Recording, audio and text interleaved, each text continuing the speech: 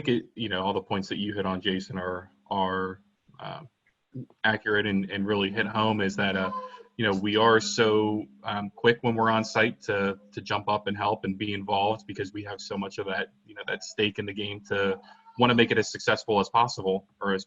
But what we've seen remotely is we're not running behind somebody, jumping behind them and saying, here, click here, we need to do this, we need to do that. Because of the way, like, we can't just point at their screen. We have to walk them through it. So, hey, they're sharing their screen. Can you move your mouse? You see where it says that over there. And they're building that muscle memory that, athletes talk about all the time. You go out and you shoot 100 free throws over and over and over again. You build that muscle memory. You play golf. You work on your golf swing. When you use Ecolane, you work on where you need to click to do a function. Where do I need to go to move a trip? Where do I need to go to cancel a trip? Where do I need to go to readjust a driver's order? All of those are, muscle memory and learning, and to have our clients actually be able to go through and do that function without us just saying, go there, go there. It drives it home a little bit more when they're forced to actually move their mouse and think about where they're going and click on it. And that's, I think, what's been driving this retention, even more, and, slightly changing the way that we're training and we're working with agencies now.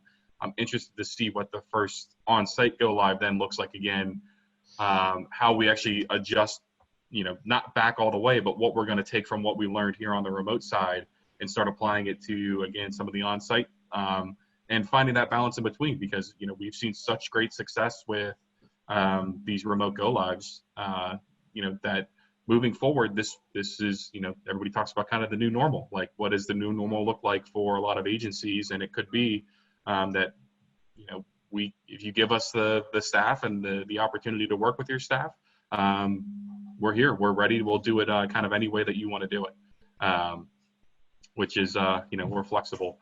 So I think it's also kind of interesting with the remote go lives that we've seen is that it hasn't really changed the way that we approach our customer service.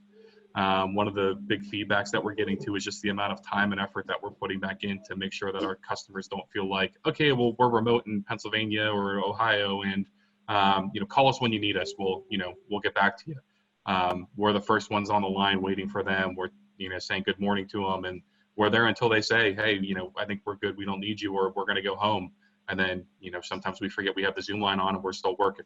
But I think just the time that we've been spending with each agency, and it kind of helps that they have a little bit more time with their staff to be able to devote to our projects to get things done every day. But really, it's been an hour and a half each day of just working with them to get them really ready to go with these virtual go lives, which has been great. So really just dedicating that time to each of those agencies. We don't want to lose that kind of personal touch, which is great to have tools like Zoom that we use here, where we can see each other and interact with each other without having to be in the same room. Also, it's been nice that some of our training staff in those 13, 14-hour days can grab lunch and have breakfast and be home for dinner. And sleep in their own beds. I mean, that's well, we don't know that for sure, but we think that they're sleeping in their own beds. Maybe not.